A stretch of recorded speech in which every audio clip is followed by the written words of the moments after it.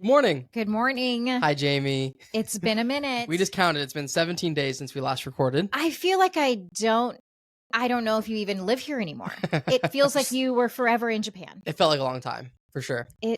I can't wait to hear. I'm half here right now, as I shared. I've traveled a bit in my life. I've been fortunate. Sure. I've never had jet lag as bad as I do right now. Yeah.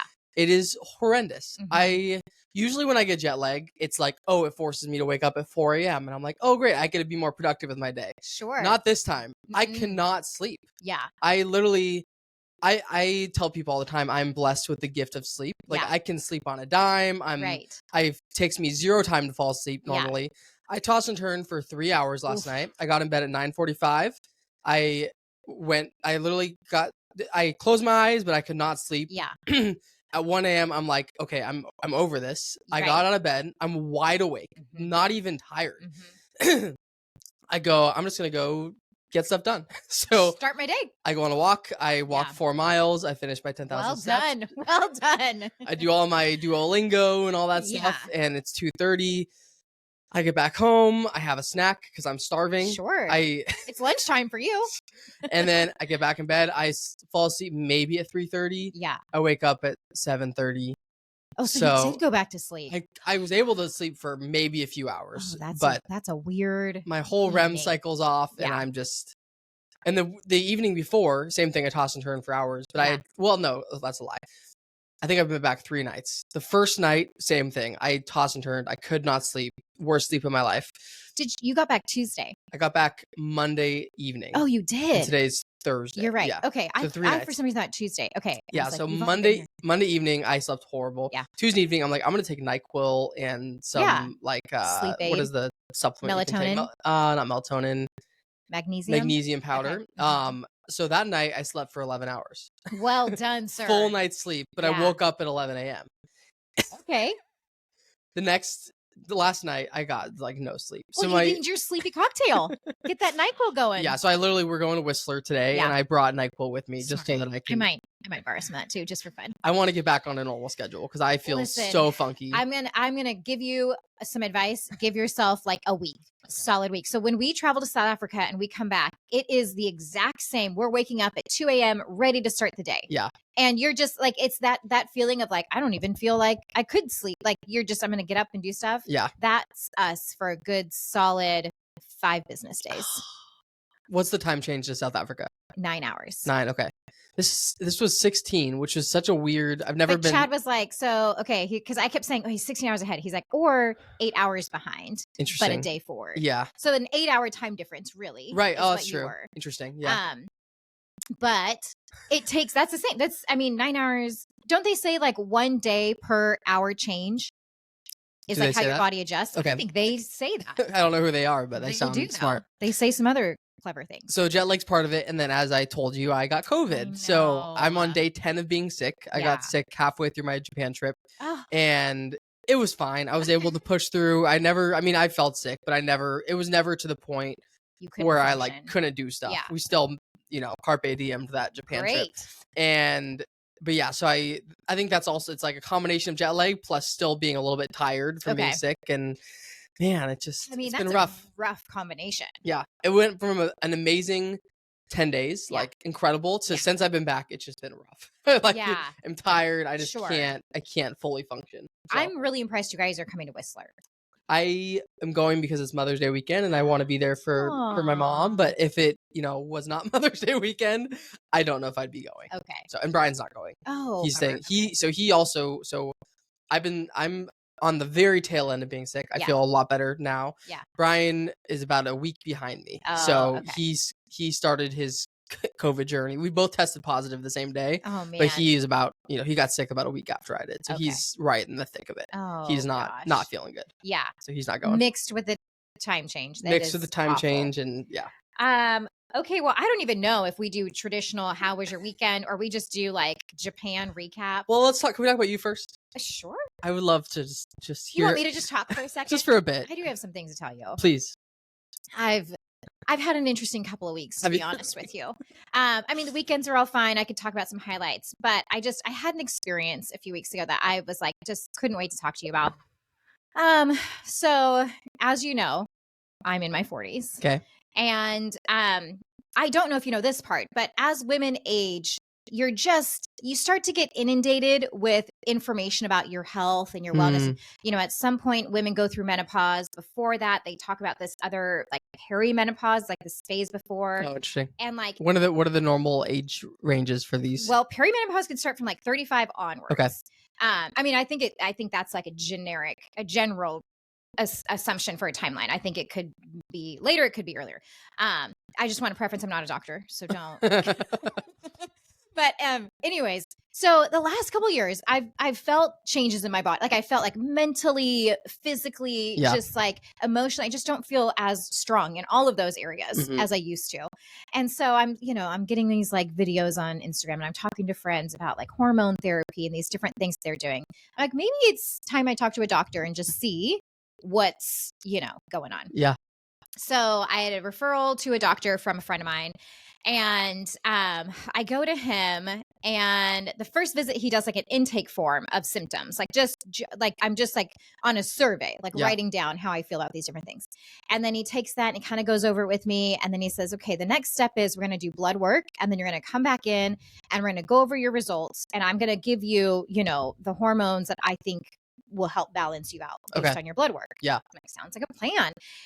And he gave me a pamphlet with some information. He talked about these like pellets that he does, and he like basically puts like these pellets in your lower back. Kind of breezed over this. I'm just foreshadowing a little bit. Pellets. Mm-hmm. What is a pellet? I'll come back to it. Don't you worry. It's a big part of the story. So I get my blood work done. I go back to see him 2 weeks later, and so the appointment is pretty quick. Like it's kind of one of those things where he sits down, he's like, all right, so you're in range for this and you're low on this. So we're going to give you that. And he's going through all of my results. And he's kind of saying, this is fine. That's fine. This is low. We want you here. We're going to give you that. Like very quick. And he's asking like, do you have questions? Do you have questions? And I'm kind of like, I feel like I have questions, but I don't really know what they are. And, basically what happens is he's giving me all these results and he's telling me these things he's going to give me. And then he gets back to the pellets and he's like, so testosterone is a hormone that women can tend to be low on, that we actually need more of. Mm-hmm. I know a lot of men are on testosterone. Yeah, sure. Well, so that was one of the things. He's like, okay, so I'm going to give you testosterone and I'm going to give you through the form of these pellets. Okay. And when he first told me this, he mentioned like, it's something that I insert in your lower back. And I remember hearing that and being like, that's an odd thing to say. I don't know.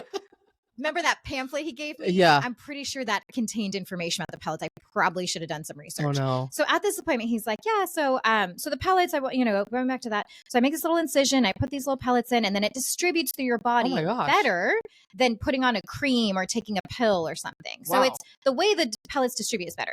So, I'm like, okay, so clearly this is like a medical procedure. I'm going to have to make another appointment. And he's like, no, we're going to do it now. Oh. And I was like, I'm sir, I was not prepared for that. He's like, oh no. He's like, I give you a shot and I numb the area and then I make a little incision. He's like, I don't even use a stitch. I just do this like tape type thing. And then I put a bandage over it. And I'm like, I don't like the word incision. Me neither, Austin. I want a preference. It's not your lower back. It's your butt cheek. Oh. So lower back is just like a politically correct that way is to say a medical term I'm learning. It's your butt. I was like sitting there, and mind you, this we have. Oh, you know what's funny? Actually, so I listen to Armchair Expert. Dax Shepard does testosterone. He talks about it, and he gets it injected into his butt. He talks about that. Dax, I could have told you that. I'm learning. It's so funny. I have had such a mixed bag of reviews from people when I mention this. People are like, "Wait, what?" Other people are like, "Oh yeah, pellets, normal." I'm like, so ladies, we're just going in there, letting them cut our butt cheeks open and putting in there. Oh my gosh. Like, okay, so here's the thing. This is the worst part. So his nurse comes in, who's also his wife, and she's like, all right, so we're just gonna get you ready. So I'm just gonna have you like pull your pants down and expose the right side and just lay on your side. So I'm like, okay, like mind you, I'm in like jeans, I've got a bodysuit on, I'm having like on my side, and I'm like sitting there, cheeks out. I'm like, what is happening? I was not expecting this. She opens the door. I'm like, the door is like open to the lobby. Not the lobby. It's like the hallway, but I feel exposed. And she's like saying, okay, she's prepped. And he's like, I can hear. They're like, oh, what? Huh? What? I thought, okay. And so there's like some sort of disagreement happening. She comes back in with a stack of paperwork. And she's like, oh, I'm so sorry. I thought you already signed all this. So she brings it, mind you, cheeks out on my side, ready for this procedure, nervous as all get out. And she's asking me to sign a manual. I probably signed my life away. I don't know what I signed, but I did it as quickly as possible. And you're still on your side. It's my neck has a cramp. And then we do the whole procedure. And it wasn't that bad. And the thing is, after they're like, so yeah, just a couple things you want to go over. So with testosterone, sometimes ladies have a tendency to grow dark facial hair. I'm sorry. I was wondering about that. Thanks for telling me that after you just stuck it inside. Yeah. I'm like, okay, go on. And there was something else they gave me that they were like, yeah, and sometimes that can cause some like water retention, some swelling. So if you're feeling that, I'm like, people, what am I doing? So I will say it's been that was probably about 2 weeks ago since I've had all that. Yeah. And people are like, so how are you feeling? I'm like, I couldn't no difference. So I feel good. Okay. I do feel good. I'm also taking like Austin, I felt like I walked out with a pharmacy. Really? They gave me so much stuff. I'm taking like 5 or 6 different pills a day. Wow. Some in the morning, some at night. One I have to take before I have coffee or wake up. So I literally have it next to my bed. I'll roll over at like 5 a.m., pop it in, and then try to sleep for another half an hour. Oh my goodness. It's bizarre. So I do feel good, but I've also been trying to like incorporate a little bit more of like exercise and weights and so you don't know exactly what to attribute. I don't know. The sun came out. Yeah. I'm like, that's great. Yeah. I'm perfect storm. Not really in a stressful season of life. Like things are pretty good right now. So I'm like, I feel great. Yeah. But is it the testosterone? Yeah. Did the sun come out? Jury's out. So anyways, I just want to be an advocate for people looking at hormone therapy. I really want to let you know. Yeah. They're going to try to stick pellets in your butt. Same day. No warning. Same day. Probably read the pamphlet. Read the paperwork. Yeah. And ask for the paperwork before your cheeks are out. Right. You know? Yeah. And the side effects. And I know. Funny you should mention that. I was like, ma'am. I did talk to one friend. She was like, oh, she's like, I have a friend who got testosterone and she loved it. She did grow a beard, but she felt great. That's hilarious. Like, I mean, this might be personal. Has that happened? I haven't yet. And okay. But I am like, I am every day. Like, is there, in the mirror.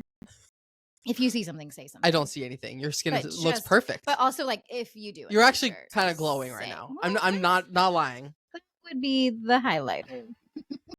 Wow. Well, I'm sorry for your traumatic experience. Yeah, I was really shaken up about it. So I'm in Japan. You're getting medical procedures. In my butt. The thing is, and you have to go back every 16 weeks. So I'll have to go back in August for the other side. So they alternate sides. That's good. At least you're balanced. At least that. I'm just like, am I just going to always have these like little incisions like for the rest of my life? Is there a scar? I haven't checked in a while. When at first, I mean, it was small. It was like and the pellets were little. Like they showed it to me in their little cup and they were like smaller than a Tic Tac. But what an odd. When I think of pellets, I think of like for barbecuing. Sure. Or like that's what I. Yeah, as one would, because that's the normal. Yeah, I've never heard that term used in a medical use. Yeah, well, I hadn't either, and I just felt like, ladies, why aren't we talking more about this? Why didn't Why did my friend who recommended me? I messaged her later, like, hey, I got some pellets in my butt. She's like, oh yeah, I get those, but she doesn't get testosterone. She gets something else. Huh. So I guess that's just, I don't know, Austin. I'm trusting. I'm just gonna try it for a bit. Does Chad get his blood work done? Yes. Okay. I should do that. I've never done that. Oh, you really should. And then does other things that come from that? Okay. Yep. So he gets, testosterone is one. Okay. He's very proud of his testosterone because they actually were like, his results were so high. They had him come back to do another blood work. Oh my! And they were like, we don't see these numbers unless you're taking TRT. What is that? Testosterone enhancement therapy. What's the drug that makes your muscles?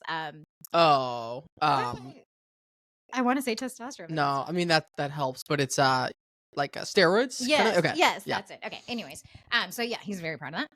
Yeah, I should do that. I've never just gotten blood work done just for like health purposes. It's a really good thing to do, and different doctors will do different panels. Okay. So you kind of just have to ask and see.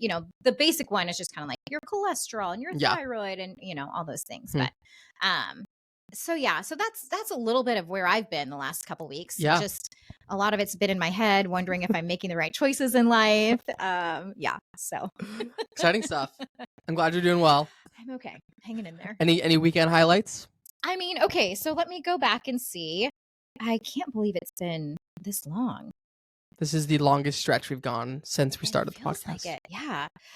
Because it's Thursday today, and so it's almost been 3 weekends. So two weekends ago. Yeah.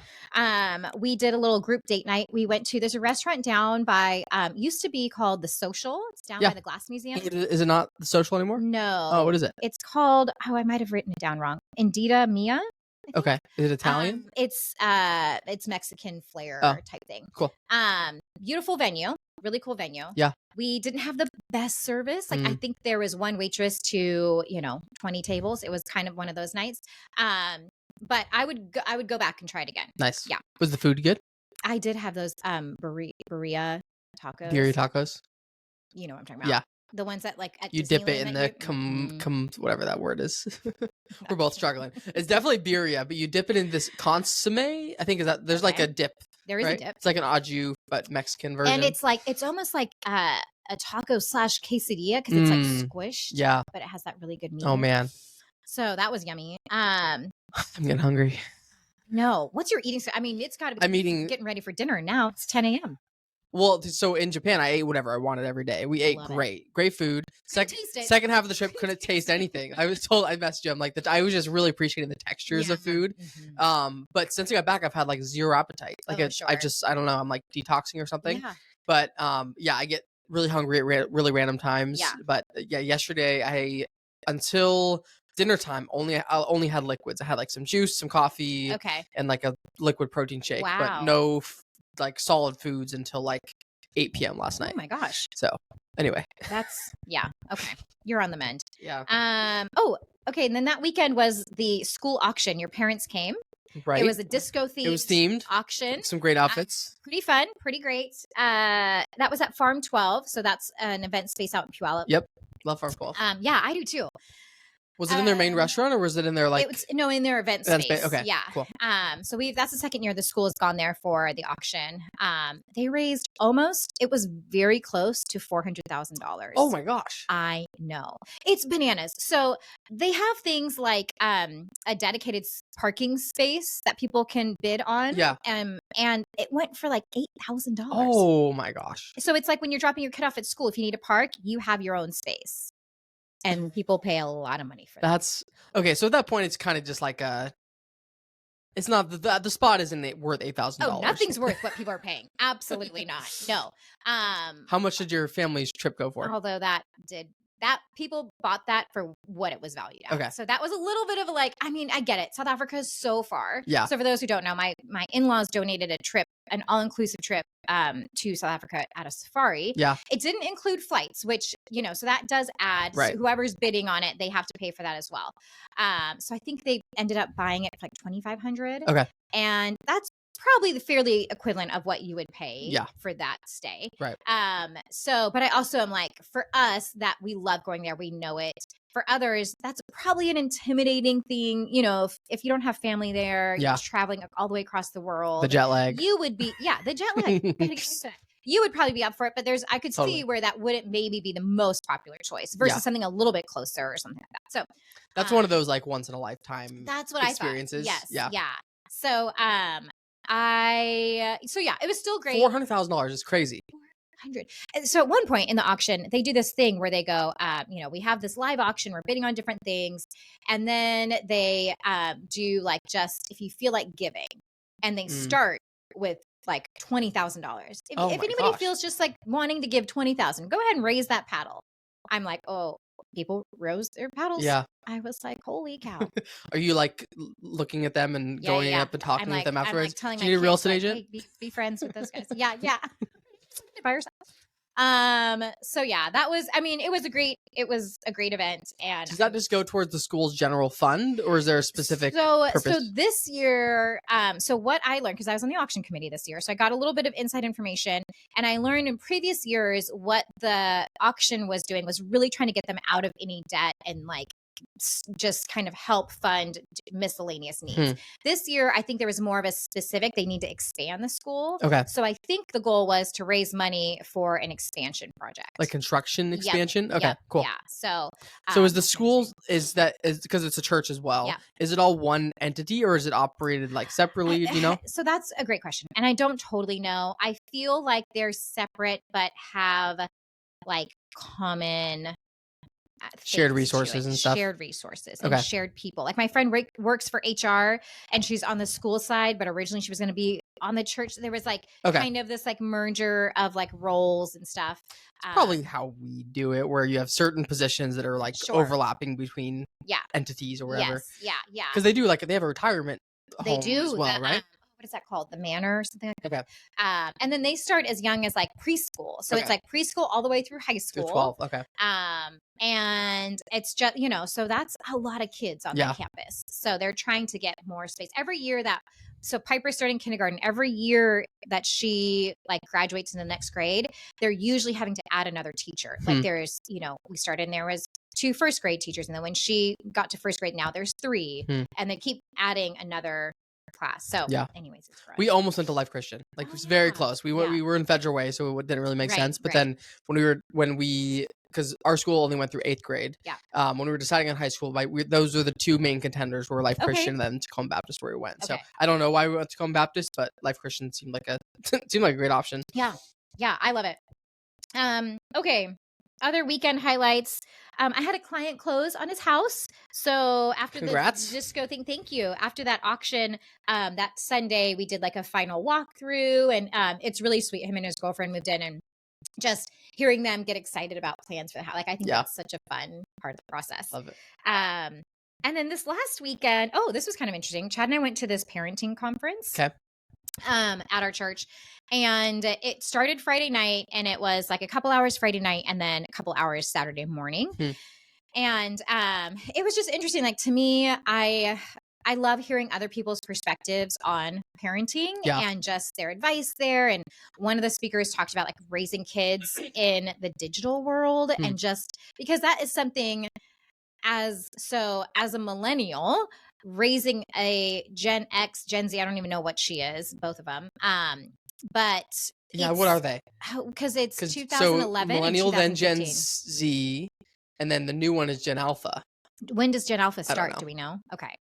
I could see one of you, Piper, being like on the cusp, maybe Alpha. Of potentially. She's only 9. She's not even I don't know. 10 years old yet. So, and it's so fascinating. And basically, one of the speakers gave us a referral to a book called The Anxious Generation. And I have to say, if anybody is raising children, this book is a must read. It's crazy how much social media, smartphones, internet access has changed the wiring of our kids' brains. Totally, yeah. And part of me, actually, this is what's funny. As I'm listening to this book, I'm listening to it on Audible. I was a little bit like, is part of my like the things that I was thinking attributing to hormone issues. I'm like, is it phone addiction? Like, is there something about comparing to others, being addicted to these devices? Yeah. I mean, it changes your attention span. It changes your relationship tools and how you interact with people. I was like, it started to get a little bit like introspective of like, oh gosh, I wonder if I'm actually have an addiction to my phone. And that's part of it. I think we all do. I'm sure we do. But so anyways, that was good. They were pretty extreme. This guy was like, I don't give my kids phones till they're 18. Oh, wow. They have very limited rules on screens in general, their house. I was like, oof, that's a bit tough. We're already past, like Allie has a phone. She's 12. Yeah. I'm like, it's too late for us. Okay. What else? But it seems like you guys have good limits and you took their iPads away, right? Listen, I burned everything. No, I mean, that's the thing. It's like, so one of the things that he advised, which I really appreciated. So he gave us a story about his son who they gave a Nintendo Switch to. And they were observing that it started to kind of just become an addiction for him. And he was just, even his interactions with the parents, they just were noticing like a lot of negative results from him having this switch.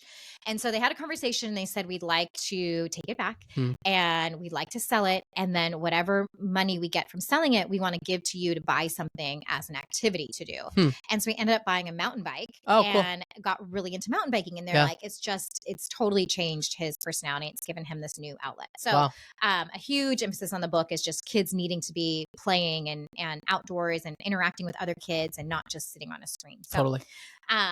So all that to say, what I appreciated was the idea of if we're taking something away, replacing it with something else. Yeah. And that can be a little bit of a challenge, especially like, Pipes is 9. I'm like, if I take an iPad away, my replacement is like entertaining her with something of some sort. I mean, I know it's good for them to be bored and to come up with their own games, but there is going to be a level of responsibility on me and Chad to be like, okay, what are we going to do to, keep her busy and active and doing these things? And that just is going to take a lot more effort and work than throwing an iPad at her, know? So anyways, I think the lesson here, I think we all need to parent ourselves too. Like replacing our phones with a mountain bike would do a lot of us a lot of good. Yeah. Right. I know. Or our TVs or our iPads or like, it's hard. They're so addicting. It's so hard to like, we know these things. We know it's not good to scroll for hours on end, but then it's just so easy to. Well, and here's what I'm realizing. I don't know if I would say my generation in particular realize how dangerous it is. So I feel like I was talking to Allie, our social media gal here, and she was saying she knows social media is bad. Like she is aware. And I'm hopeful that generations starting now, and maybe your guys, I'm a millennial just like you. Are you? I am. I thought 1980 was like the cutoff. Oh, no, that's like the beginning of it. I think. What year were you born? 82. I think it's like 80 to 95 or something. Yeah, I'm at the end of millennial. I'm a geriatric millennial. I'm a youthful millennial. I've got testosterone pellets. I also looked up Gen Alpha. So what years were your daughters born? 2015 2015 and 2011. So they're both Gen Alpha. Oh, okay. They're both just after the 2010 is the cutoff for Gen Z.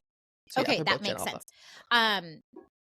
So lost my train of thought. We're talking about us being addicted to things. You said you're a geriatric millennial. Yeah, I did say that. Pellets still there. I'll show you the scar this weekend. What else? My weekend. Okay, I'll just keep going. Okay, please.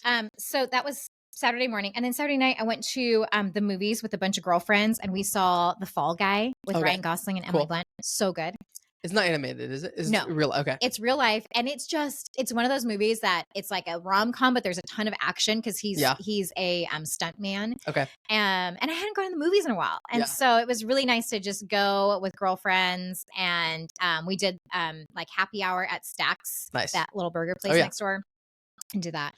And then that was Sunday. You call it Stacks? Stacks. Stack 571? 571. I've never heard Stacks before. I like it. It's what easier. do you call it? Just Stacks. Stack 571.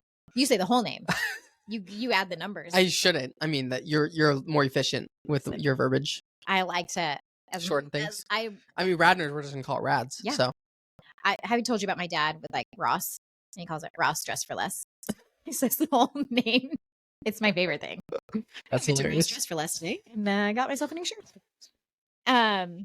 Okay, wrapping it up. Sunday was Cinco de Mayo. Cinco de Mayo, yeah. Happy late Cinco de Mayo. I didn't even celebrate. Well, you were in Japan. How would you?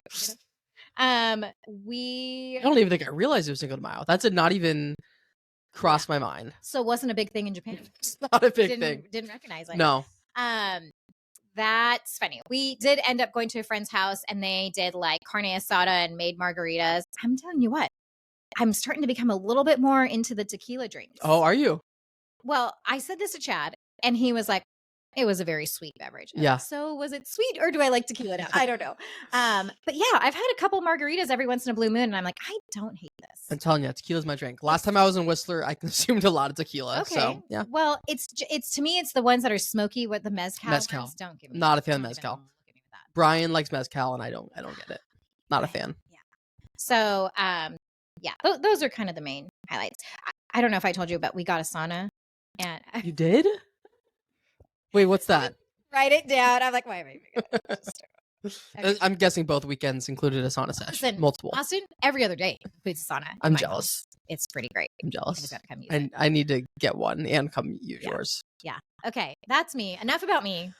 Oh, golden hour. What is it? Golden week? Golden week. Yeah. Golden I'll week. start with that. It was, Golden week is a big holiday week in Japan. Like apparently a lot of Japan has the whole week off the week we were there. And so we went into expecting it to be absolutely crazy everywhere we went. It wasn't. It wasn't any like how pleasant. There were a few times where we're like, okay, we're overwhelmed. There's a lot of people right now, but it's also like one of them was in something called the Shibuya Scramble, which is like one of the busiest intersections in the world. So it's like that was one of those moments where we're like, okay, there's a lot of people right now. The Shibuya Scramble is my favorite dance move. Can you show it to me right now? No, but it was not overly busy at all. Like it was, we went to Disneyland, Disney Sea there. That looked cool. Which was incredible. And yeah, it was like not busy. We waited. I mean, we did the whole app thing, so you can like reserve the fast passes through the app and stuff. And we definitely like did it strategically. But the longest line we waited in was like 30 minutes. Oh my gosh. It was like, it was not bad at all. Okay. So we got through all the rides and everything we wanted to do, and it was like 4 p.m. and the light show was at like 7:30. So we had like 3.5 hours just to like walk around and explore. So what's funny is people were like, "Don't come this week." 100%. And I think it's a hoax. I was gonna say people like love going there that week and they're trying to get others not to come. Yeah, there were some moments where we're like, there's a lot of people, but I also think that's just because it's an 8 million person city. Like I think it's gonna be like that all the time. Yeah. So it was we were very pleasantly surprised with Golden Week and didn't have any issues with that. So want to start off actually hold on, I'll start off with this. I got you a little gift. What? You know, my family collects the Starbucks mugs, so I saw this one. I'm like, I think Jamie would like this one. Okay, wait. How do I open with just like that? Austin, is that cool? I love it. It's beautiful. It's pink inside. It's got the flowers, the cherry blooms. Oh my gosh! Thank you so much. You're very welcome. Okay, this is gonna be. We got ourselves the same one. There were probably like, that's a good idea. There were probably like 5 options to choose from. Or more. Love it. Isn't that cool? Oh my gosh! So. There you go. Thank you so much. So maybe I'll just run. Actually, you know, where I'll start. Okay. Is the toilets. I love that we're starting with the toilets. Every single toilet that we experienced in Japan had a bidet, had a heated seat. I'm sorry. It was the most luxurious country. I don't know. I really want to get a bidet and a heated seat now. Sure. And like most of the toilets, they're like automatic, so they like open for you when you walk up to them. Yeah, it's crazy. It was amazing, unbelievable. Yeah, so I'm a big bidet guy now. I had never used a bidet prior to this trip, but I'm like, when in Rome, you know. So, well, and that's your only option, apparently. Only option, yeah. So love the toilet situation. Yeah. Overall, it was just an amazing trip. Like Brian and I have done a bit of travel together over the last 8 years, but this is our biggest trip we've gone on, and we travel really well together, and it was amazing. I mean, that's a great sign. Yeah, it was very fun. Just like every day I'll kind of maybe just walk through quick highlights of each part of the trip, but amazing trip. Some highlights, like the food is incredible. Yeah. The first half of the trip, the food is incredible until I got COVID. You're like, I'm guessing the second half was equally good. No, but everything. Something I didn't even really realize was how many variations of food Japan has. Like a lot of cultures I feel like are very known for like a few things. Like Italy's known for like pizza and pasta, right? Like Japan has so many things. There's like ramen, there's like tonkatsu is a big thing. So that's like kind of like we have chicken katsu here, but they have like a pork katsu. Okay. So whole restaurants are dedicated to katsu. Yeah. They have steakhouses, they have sushi, they have literally all these other things that we didn't even have time for. There's like there's some other thing we never tried. I love it. But all these different cuisines and just like everything we had was amazing. Did you go knowing you were going to go to certain restaurants? There were a few, yeah. So I did a lot of the travel planning on TikTok. So basically I knew, well, at the very beginning I looked up like Japan trip, what to do. Yeah. And I got some sample itineraries, like, a sample 10-day itineraries. So like, you know, the way we decided to do it was 5 nights in Tokyo and 5 nights in Osaka. Yeah. We also considered doing Kyoto for a few nights, but personally I prefer moving around hotels less frequently. Yeah. So if we were to do it again, we'd probably do a few nights in Kyoto and fewer nights in Osaka. But but it was great nonetheless. Yeah. So basically I started on TikTok. I'm like, Japan trip, what to do, and kind of got a baseline itinerary. And then for each city got very specific ideas of like, here's all the activities you should do, here are restaurants you should go to. So I had a pretty good built out list going into it. Yeah. We scheduled out a few things. We scheduled out a few of the really popular touristy things, like this museum we wanted to go to and this tall building we wanted to go up. And then we got one restaurant reservation going into it for a Michelin star restaurant. Oh my gosh, I can't wait to hear about crazy. That. Yeah. But yeah, beyond that, a lot of it was kind of, we had a general itinerary, but kind of go with the flow. Like we ended up moving stuff around quite a bit. So that was use TikTok to plan it, which is fun. What a resource. Food is incredible. The people were so sweet. Yeah. Like seriously, every person. Like I don't think I've been somewhere where everybody was as nice as Japan. Amazing. Like everybody. Yeah. So, and I don't know if it's because we were tourists and they were being nice to us as tourists, but every person just had this sweet demeanor, every person we talked to. Yeah. And then everyone else we didn't talk to was just so polite and respectful and kind of keeps themselves. And like you're on a subway that's packed and there's no chaos. It's just so calm everywhere you go. Was the language an issue at all? Like I know you were doing your Duolingo, but were a lot of people speaking English? Was there most people we interacted with spoke a little bit of English. Okay. I don't think we met a ton of people that were like super fluent in English. I think maybe at some of our hotels, but it was definitely a barrier. And I took Duolingo for a month, but I used 3 words. I used thank you, hello, and toilet. What else? Some of the foods. I knew how to say rice, and I actually don't even know how to say toilet or bathroom. I should have probably learned that. But yeah, it's the Japanese is such a complicated language. And the hard thing too is I was learning the English letter version of Japanese, but they don't use that. They use symbols only there. So when you go to order things, when you're reading, like, I mean, that would have been I'm like really intimidated by that. Yeah. So I think going to Japan 20 years ago would be a lot harder than going to Japan today because of technology. So like first of all, most of the restaurants have an English menu version, or English version of the menu. Which apparently you're not supposed to ask for because the prices are marked up sometimes, but whatever. But if you get a Japanese menu, there's a Google Lens you can use, or Google Translate, basically, where you take a picture of whatever you're looking at and it'll superimpose English over the Japanese. Whoa. So we use that a lot. Like anytime we were unsure about something, we would use that, and it was easy. So yeah, honestly, like we used our phones a lot, and it was an amazing tool. Like the Google Translate app, and then Google Maps was just like so helpful for getting everywhere. Like we used the trains. I bet we went on a couple hundred trains while we were there, like multiple a day, getting everywhere. It is the most incredible, efficient transportation system I've ever seen. Like there's so many trains everywhere. Like, have you been to New York? Yeah. So you've done the subway system. Yep. It's like that, but like so much better and so much cleaner. Wow. Like a lot of people, I mean, we were overwhelmed at certain points. Like the train stations, I want to talk about the train stations.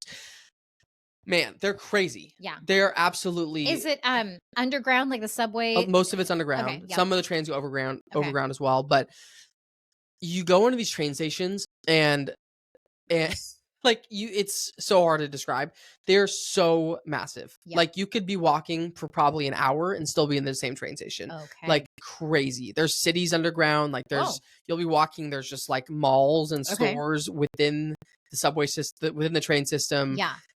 You'll be going and you're like, oh, I got to be near the surface at this point. And then you're like still 3 floors underground. And it's crazy. Wow. It's certain points. And like it'll be a small train station. Like on the smaller ones, they'll have 30 exits. Like there'll be 30 different places you can go out the train station. This is one of the smaller ones. Like the Tokyo station, which is the very first train station we went to, is apparently like the largest train station in the world. Yeah. And we got super lost. I was going to say, you must have just been lost all the time. Like, how do you navigate that? So Google Maps is incredible. Like it'll tell you for the trains, it'll tell you which train to take, obviously.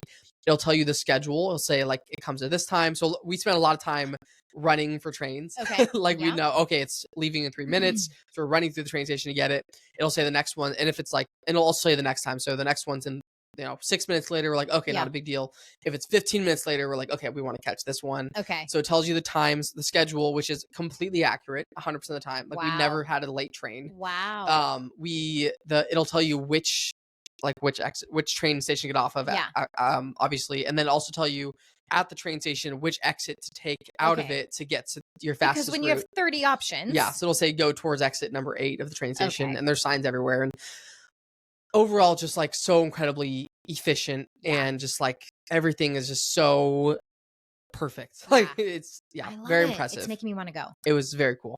So quick just breakdown of our trip. So we flew into Tokyo.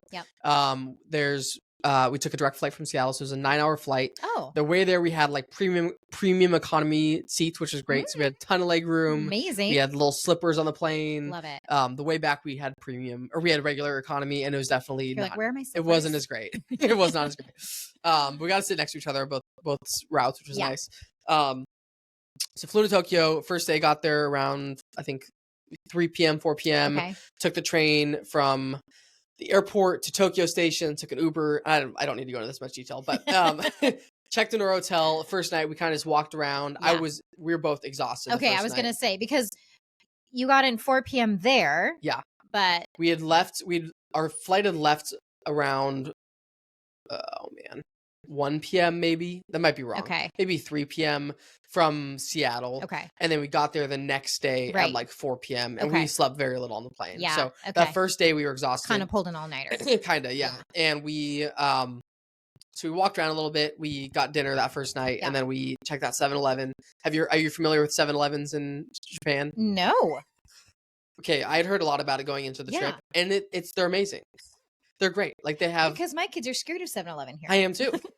It made me reevaluate. Like, are 7-Elevens here actually not good, or is it just the perception? Are they actually like a hidden gem that I've never thought about? But Japan 7-Elevens are great. Like they have a huge hot food selection, cold food selection, all these, and a lot of it's fun because it's like all Japanese products. So it's like all these things we've never seen before. Okay. So we went to 7-Eleven, I think every single day of our trip. Amazing. Every night we'd go there, we'd get desserts, little snacks. We'd get snacks, we'd get all this, we'd do face masks, and Brian found these like, Brian's back was hurting him, so we found these like hot pads for his back that he stuck on. And so 7-Elevens. Wouldn't that be so funny if like in America it was actually the same? Like it's like icy hot.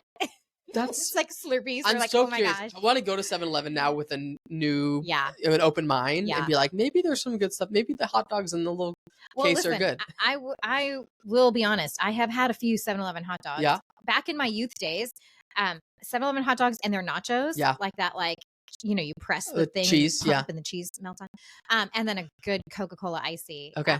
That was me on a good day. Yeah. Loved it. So. Yeah. I mean, their selection is just great. Like we literally went every day. Yeah. So got 7-Eleven the first night and then tried to stay up as late as we could. I think we stayed up to like 9 the first night. That's amazing. Then we pretty quickly got onto the schedule for Japan. Like it took us, we didn't have any jet lag going there. Okay. Like we got onto the time zone pretty easy. Yeah. Okay.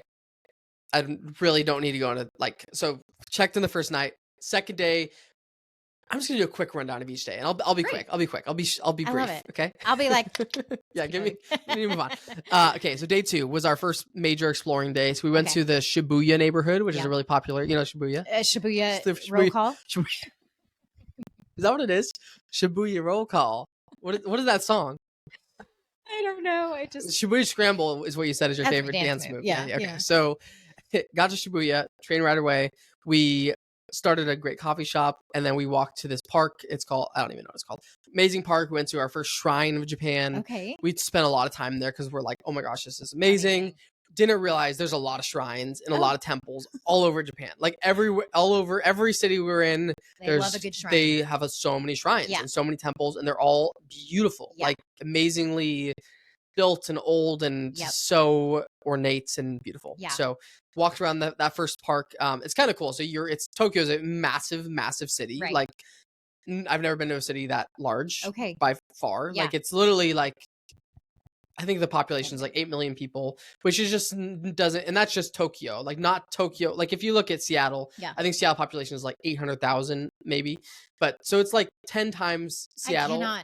But just for the city of Tokyo, not the whole metro area. Right. So I think the total metro area is like 30 million people. Good so Lord. Just so many people. So what I was gonna say is you're in this park and it feels like you're totally in like nature, but you're like, a 5-minute walk away from this massive urban area. So that was kind of cool. First day was mostly around exploring Shibuya, doing, if you heard of like Harajuku, that's like a popular neighborhood there. Yes. Very cool. Just like fun shopping area to walk around.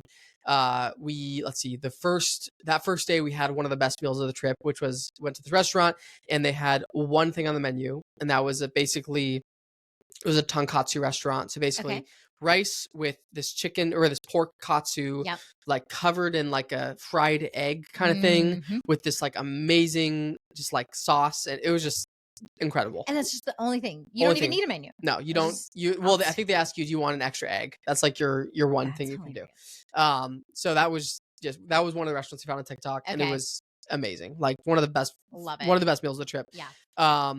Other than that, we did some shopping. We went to the Pokemon store that first day. Went to like the Hello Kitty store. Nice. Went to these other like the departments. Literally everywhere you go is just like massive. Like there's these apartment stores that are 10 stories tall, which each floor has a different thing. There's we went to like a Uniqlo store. We're getting one in Tacoma Mall. Are we? Yes. Cool. I like their stuff a lot. What is it? Is it like? I think it's a Japanese brand. It's like H&M. Is the style like a base? Okay, in my head it was like basic kind of t-shirts, maybe jeans, essentials. Nothing real crazy. It's a lot of the like very basic kind of a neutral palette kind of thing. So I got like a few t-shirts and stuff, but there's a 10-store Uniqlo, so you're just going up escalators forever. But there's thousands of stores like that. Like you go into one and you're like, this is insane. And everywhere you go, don't they need it because they've got so many people? Yeah. And that's the thing. I was actually wondering about that while we were there. It's like, I wonder if fewer businesses fail there, because in the United States, we have, so many small businesses fail. In like big cities like that, I'm like, you have so many people and so much demand. I wonder if there's a higher success rate for businesses. So, but everywhere we went was busy. We didn't go to we went, I guess, a couple places that were a little bit slower, but for the most part, like these stores are just full of people. Like every floor is just, it's crazy. Yeah. So also first day we went to up a tall building called Shibuya Sky. So we had a really cool view over the city, which was amazing. Yeah. What else did we do? So wrap up this first day. That's a long day. That's great. We packed a lot into this trip. We also, I think we went to a ramen place that first night, but first day was amazing. Second day, we focused on we started the morning at Team Lab Planets, which was this incredible interactive, like immersive art experience. Cool. So that was one of the big things that's on TikTok. So you have to go to this place. So you go into this, and every room is just like this crazy environment. Like you're one of the rooms. Interactive how? Like you're wearing a maybe interactive is not the right word. Maybe immersive is a better word. Okay. But you're in this room and there's like lights hanging everywhere and mirrors everywhere and music playing, and it's just like really trippy, and you're just like, and the lights are pulsing different colors, and it's just really crazy, and you can like see a bunch, like the mirrors create this crazy effect. Another room, there's like this floral thing happening, and the ceiling has all these flowers on it, and you're like your legs are in water. When literally? you literally you're walking in water. So you take your shoes off when you get in. Okay. So when you enter, you like walk up this ramp that's like this waterfall coming down, and it's just, the whole thing is just really crazy. Okay. Really amazing experience. So that was second day. We also we did so much on this trip, but after that we went to the Statue of Liberty, which apparently there's a Japanese Statue of Liberty. Yes, of course. It was in this really cool area. Then we went to this beautiful park. Then we went and got to this like tea house we had this like traditional tea ceremony, which was cool. And then we went to this famous ramen place that day. We went to this other neighborhood with this really cool shrine. Really fun, really cool. We got back to our hotel and we took a nap, and then we're like, we should do more. So we went out to Shinjuku the second night, which is another. So Shibuya and Shinjuku are two of the more popular neighborhoods in Tokyo. Shinjuku is really known for its nightlife, so we decided to go out to Shinjuku. We went to this amazing alley with like this really long alley with all these tiny restaurants that only seat like 8 people. Wow. And got these like chicken and steak skewers that were just incredible. Okay. And then went to the other alley that's known for like only bars. So there's like hundreds of little tiny bars that seat like 4 to 6 people each. And you just go in and 4 to 6 people. Tiny. Yeah. It's crazy. Like we can fit one family. There are these tiny little hole in the wall bars. Yeah. Really cool. And then I think that was it for the second night. And then we ended up in like the red light district, which is crazy. Apparently it's interesting. So Japan feels so safe and so clean and so perfect, and then you're in this red light district and you're like, oh, there's still some like, what is it?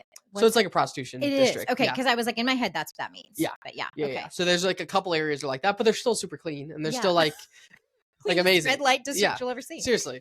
So that was the second day. Was the Team Lab Planet was definitely the highlight of the second day. That was incredible. That sounds amazing. Yeah. Third day, we honestly checked a lot of our Tokyo stuff off the first 2 days. Yeah. So the third day was a little bit more flexible.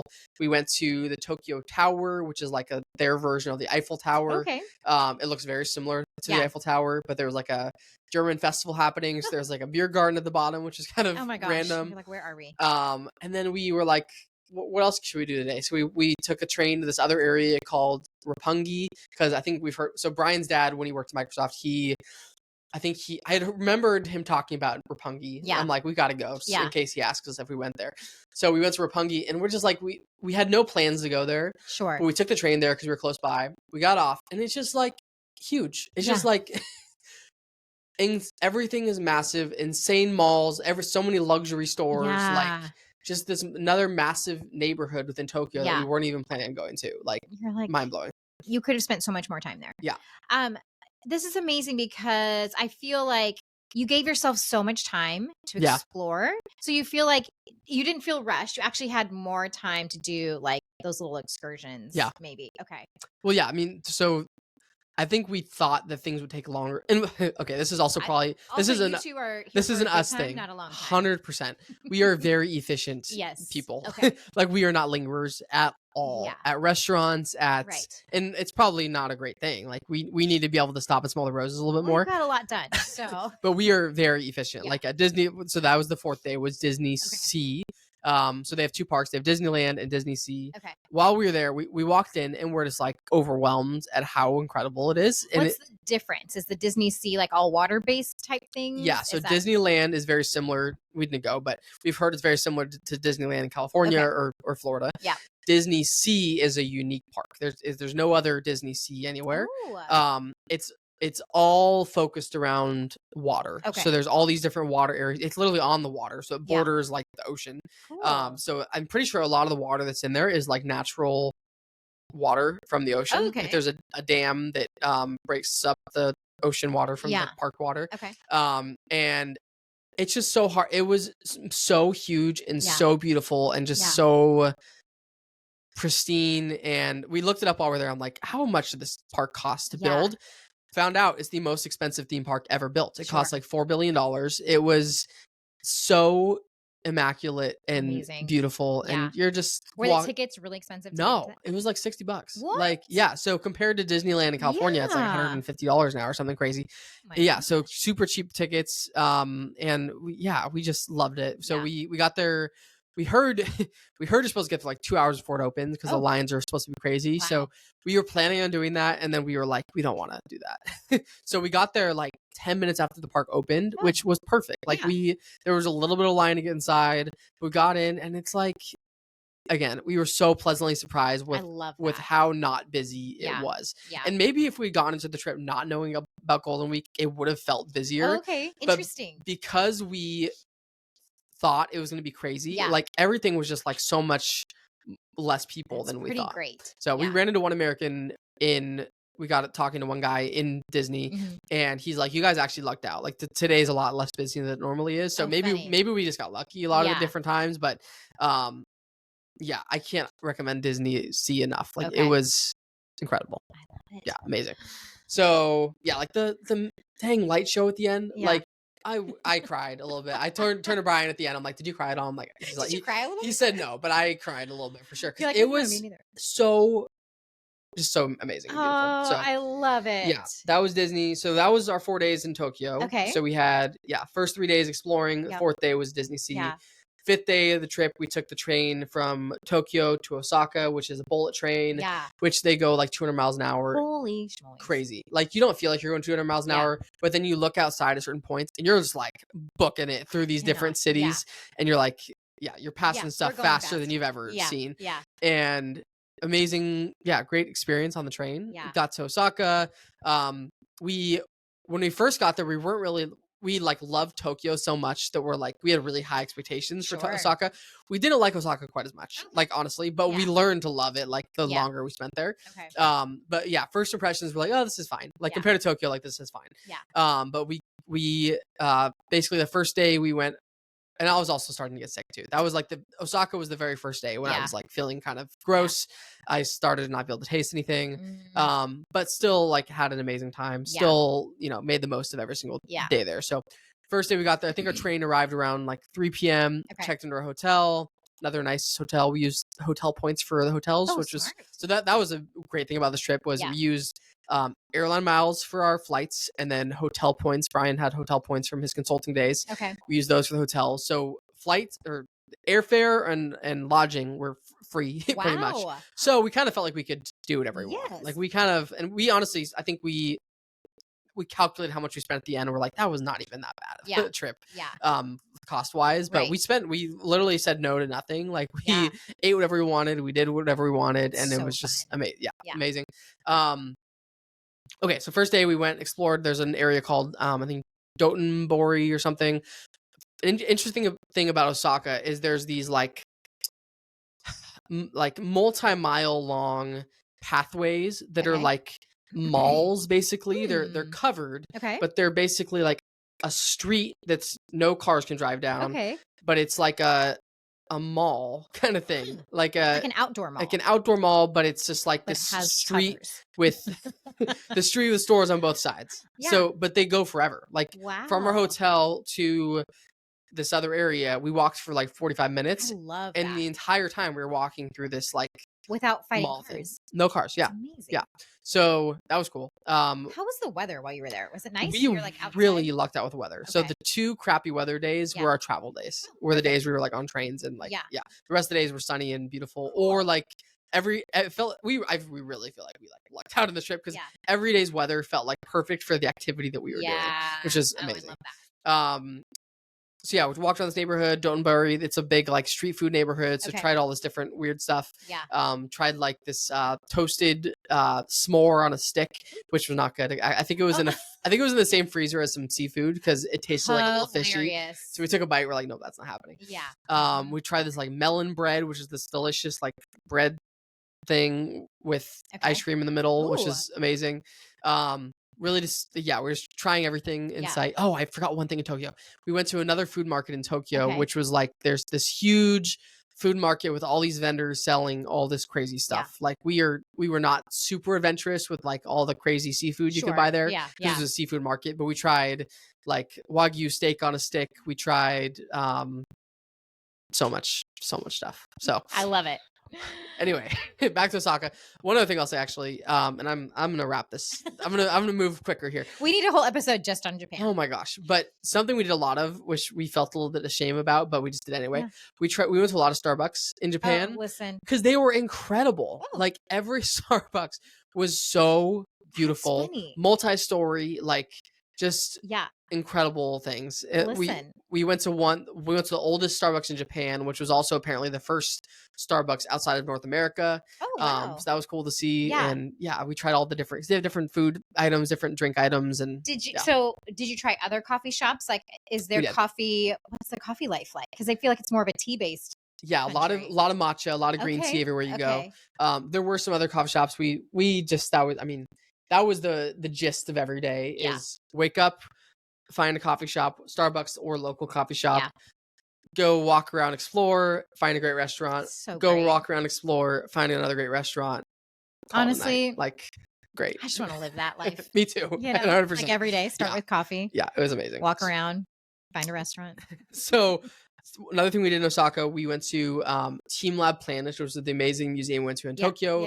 Has another place in Osaka, and it's like this botanical garden, so it's all outside, and it's just like they've added all these crazy lights and artwork in this garden area, so you can only go at night, and it's just like this beautiful crazy experience. Like just I can't. Why don't we have stuff like that? It was so cool. We kind of have zoo lights and stuff like I mean, once a year. It's cold. True. So Osaka, that first day was just we checked in, did some exploring. Second day we did a food tour, which was amazing. We had a tour. Was that with a tour guide? With a tour guide, Cool. So I thought other people would be there, but it was just the two of us with this tour guide. So it was like a private tour. She took us to like 4 different restaurants. So her dad and her brother were both monks. So we learned a lot about like Japanese Buddhism and I think Shintoism is their other. Okay. And what she was telling me, which I didn't realize, is neither of them are technically considered religions. They're more like ways of life. And so yeah, we learned a lot about that, which is kind of cool. Yeah. And she gave us a lot of history and about just Japanese culture and all this cool stuff. Fun. Really fun food tour. How long was that? I think it was like 4 hours. Whoa. And again, everything in Japan is so we ended on the minute we were supposed to end. Like, crazy. And her English was amazing. Perfect. So she had lived in Canada for like 5 years, I guess, but she was Japanese originally. Yeah, she was amazing. We follow her on Instagram now, so maybe she'll become a podcast. She can come and you can give her a food tour. I know. Yeah, seriously. Yeah. So did the food tour, did a bunch of Osaka exploring. They have a really cool castle in Osaka called Osaka Castle. Okay. Just explored all the different neighborhoods and stuff. That day, I don't know what else we did that day, but Osaka was great. Next day we did a day trip to Kyoto and Nara. So Kyoto is what a lot of times if you think about Japan, you think of like the cherry blossoms and the streets with like I don't even know. My picture of Japan was Kyoto. Yeah. Which just like beautiful, just like cobblestone streets. And so that morning we hiked up to Mount Inari, I think, which was like you go up thousands of steps with all these crazy like archways up the whole way, and it's just this really beautiful picturesque hike up to the top of this mountain. We hiked up one side and then kind of hiked down the other side into Kyoto, and just a really cool city. That was the one thing we'd probably do differently is spend a night or two in Kyoto, just so we had more time there. But yeah, we spent the day just exploring and going to more temples and shrines, and we went to, our favorite thing in Kyoto was something called Philosopher's Path, which was like they have this little kind of river through this area, and you can just walk along it for miles. And it was apparently near some university that back in the day, philosophers would walk down this path every day for like their daily meditation. Inspiration and meditation. Yeah. Love it. Really beautiful. There's really quiet, kind of a good contrast from the big cities of Tokyo and Osaka. So Kyoto, that day trip was fun. And then we took the train from there to Nara, which is this other little town. The only goal of going to Nara was to see the bowing deer. I don't know if you saw that video. No. Okay, I'll send it to you. Please. So there's these like deer, and so everyone in Japan bows. Yeah, right. So really respectful, polite. Yeah. Somehow the deer have learned to bow. I love this so much. They bow at you, and you bow at them, and you give them a little like cookie or a little snack. My gosh. So cute. It was, and I feel like deer and here you don't really interact with, like they can kick you, they can be dangerous. I'm sure these ones could be the same, but they're bowing at you. They know the tourists are feeding them, so I think they're nice because of that.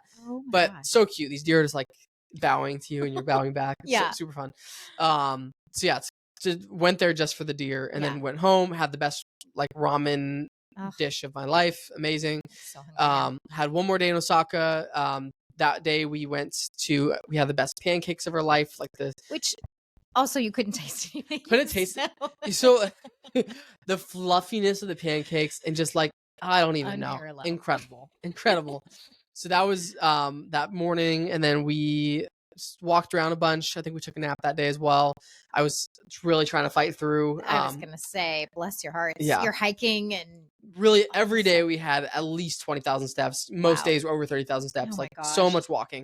That night is when we went to the Michelin star restaurant. So, oh man, it was intimidating. Like it was I think literally 25 courses is that what we received. Okay. Some of them Brian was I was really proud of Brian. Yeah. He finished every course. Oh. Amazing. I don't know how he did it. I tried every course. I did not finish every course. Because you didn't like it, or because you were so full? There were some crazy courses. That was a stretch. The first one, the very first one I couldn't finish. Everything was on skewers. So I took I took my skewer into the bathroom. I flushed the stuff into the toilet, and then I took the skewer with me because I was really embarrassed about not finishing it, because that's a big thing in Japan. It's like apparently, or I don't know if it's a big thing. I heard it was a big thing. That if you don't finish your food, it can be offensive. So I'm gonna take my skewer across the restaurant to the bathroom. Luckily, I was right next to the bathroom, so I went in. But that was the first time I didn't finish something, and then there were a few more courses where I'm like, I just can't. Like. Oh my gosh! Like so basically, the idea of the Michelin star restaurant was like you're eating every part of the chicken. Oh. Like every part of the chicken. Did you know that going in? We knew it going in. So going in, Brian and I had a conversation. He's like, we got to finish everything. I'm like, Yeah. I don't know if I can. Yeah. Like, I want to be respectful, but I just, Like, I don't want to force What myself. was the weirdest part? The that you worst had to eat? thing was the chicken kidney. I think it was Oof. There it is. bad. It was the worst thing I've ever eaten, probably. Oh, It was, I mean, and other people seem to enjoy it. Like, really? it was the texture. That was one thing that was bad. The quail eggs, not a fan. Not a fan of quail eggs, I No. discovered. A lot of the food is great. Like, a lot of the chicken skewers were like soup seasoned really well. Again, I'm trying my best to taste things, but I really can't. Yeah. But the texture is great. A lot of the stuff. Right. The presentation of everything's amazing. The service is like best service I've ever had. Right. So restaurant experience as a whole was incredible. Right. 100% recommend it. You just got to go into it knowing that some of the courses are going to be a little funky. Yep. And you just got to, I tried everything. I mean, out of 25, that's not bad. I was proud of myself. I tried every single dish. Good. I didn't finish every dish. Brian finished every dish. I was so God bless impressed him. with him. Yeah. So we decided if we go on the amazing, or I decided if we go on the Amazing Race, he gets to do the food stuff. Love it. Because he's Listen, this was great training for that, by the way. It really was, honestly, Yeah. navigating and Yes. Whole different culture and country and language. Yeah. So I'm gonna get to the end here. Here we go. That was last day in Osaka. We had one final day of our trip, and we're like, what do we do? We didn't actually have a plan for the last day. Okay. So we kind of finished other stuff quicker than we thought. So the last day we decided to do a trip to Kobe, which is the home of Kobe beef, which is a big delicacy there. And here. So we went to Kobe, start out the day. Again, it's just a quick train ride away. Yeah. Train system's incredible. It was the first time we'd been to like a Japanese steakhouse. Yeah. And so they literally like cooked in front of you, and it was just a really cool dining experience. Amazing. Cool. Great texture of this steak. From what I could tell. Brian said it tasted great. Oh my gosh. That was how we started the day. And then we took this gondola up to this really cool like mountaintop area. Yeah. And then we like hiked all the way down, and it was just like beautiful gardens, and just honestly ended up being one of the highlights of our trip. I love that. Which was a totally unplanned thing, which is cool. Walked by waterfalls, and it was just really beautiful. Yeah. And then went to Chinatown in Kobe, and then went to another Starbucks, and then took the train back to Osaka, and then had our last dinner in Osaka. Had tonkatsu one more time, which is one of our favorite things there. Yeah. And that was basically the trip. Wow. One thing I just remembered, we also went to a Shiba Inu cafe, which is cool. So you go there, and they there's a bunch of Shiba Inu puppies, and you just get to play with them and hang out with them. Great little puppy fix. I'm going for that. Very cool. That is so amazing. That was our trip. It was an amazing once in a lifetime kind of trip. I'm actually nervous about how you're going to travel again, and like the expectations you have now. Yeah. And that, honestly, so going into it, like we were super excited for Japan, but like for me, it wasn't at the top of my travel bucket list. Okay. Like I have other places I wanted to go more so, like Spain and Australia and South Africa. There's other trips that are like higher up on my list, but Japan, it was a direct flight. We was somewhere you can go for, you don't have to go there for 3 weeks. You can go for 10 days. Yeah. And it works with our schedule. So we're like, let's do this. Yeah. It was so much better than we could have ever imagined. I love that. And anyone thinking about going to Japan, do it. It was incredible. I just love that you went with the expectation that you were going to be bombarded. It was going to be crazy. Like, I feel like that was the key. Yeah. You kind of went with those like, oh, I'm not sure. And then to be blown away. Yeah. And I mean, there were it's a city of a ton of people. Like there's going to be time, especially in the train system, especially like you kind of just have to just like embrace it. Yeah. And you just like go with the crowd. You kind of feel like a fish, like swimming in a giant stream or whatever, or a giant, whatever. But you just kind of do it, and you're like, people are just dodging each other. I never like ran into anybody. Like people kind of just weave seamlessly through the seas of people. And, they're just doing the Shibuya scramble. Shibuya roll call. Say shuffle. Oh, I'm so happy you guys had such a great time. Yep. And you were sick half the time, and you still had a blast. Oh, one last thing I keep remembering things. I love it. So our second hotel had this like onsens are a big thing in Japan, which is like a spa kind of thing. Okay. So it had an onsen in the hotel. So basically, and it's clothing prohibited. Nope, not even allowed. Not allowed. So that was weird. Never been somewhere like that before. Guys and girls? No, just boys. Gender specific. Okay. So the first night there was a couple other people. It's just I kind of made me just like embrace my body. Like who cares? Like everyone's just minding their own business and just like whatever. Yeah. So yeah, it's just this like kind of you go to this room. There's this really cool like you like sit down in this like shower area and you like bathe yourself, and then you go into these like hot springs. Okay. There's an outdoor one and an indoor one. Yeah. Really hot. Yeah. And just a really, I don't know, it's very relaxing kind of spa thing. No phones, so it's just like kind of a good unplugging time. And yeah, like that was a great. lot of people in there. Not a lot. Okay. We went 3 times. The first night there was like 1 or 2 other people. You guys. Oh my gosh. One of the times there were kids there. And we're like, we kind of feel a little uncomfortable with kids being here, so we left. But it would have been fine. I don't know. It just felt like weird. Yeah. But yeah, it was just great. Amazing. Great time. I don't think I missed anything. I probably did. Getting Listen, COVID. We can keep talking about this. That's it. I'm just hoping to get over the jet lag. That's the goal. You will. I bet the next time we talk, you're gonna be like, feel great, feeling fresh, feeling refreshed. Well, thanks for bearing with my long-winded recap. Thank you for my cup. You're welcome. I love that you guys had such a great trip. Me too. It sounds amazing. It's inspiring. Excited for Whistler this weekend. I know. We're sharing. I was a little bit bummed because I was like, next time we record, it'd be funny to be like, "How was your weekend?" Well, I was with you. True. But that will be in 2 weeks' time. True. Yeah. Okay. Thank you, Jamie. Right, thanks, Austin. Thanks, everyone. Oh my gosh, hour 10 minutes. I am so long-winded.